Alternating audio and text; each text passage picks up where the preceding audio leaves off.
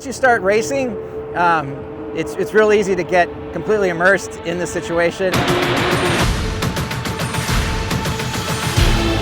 The biggest thing I do to prepare for the races is making sure I'm in shape, especially because the weather is so hot and you have to have a lot of endurance to stay in the car mentally and physically. So, I do a lot of heat training so that way I can sustain the heat inside the car because it does get really hot in there.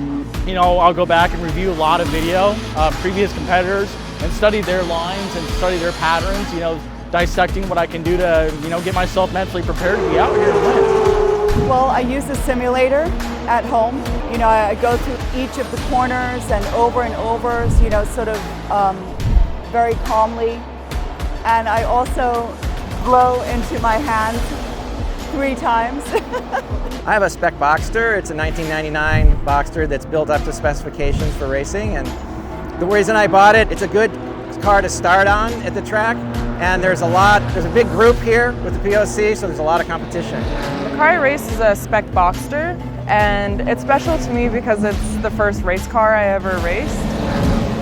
It's just so balanced and so light and low horsepower, so it's momentum driving. So you really learn how to drive quick through the turns and be fast instead of relying on horsepower. So I have a 2015 911 GT3 Cup car.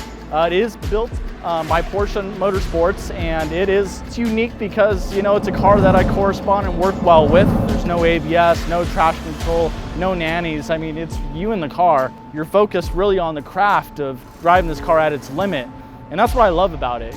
It's a 2009 911. It's probably my favorite car because I've had it for many years, and I converted it from a street car all the way now to a race car.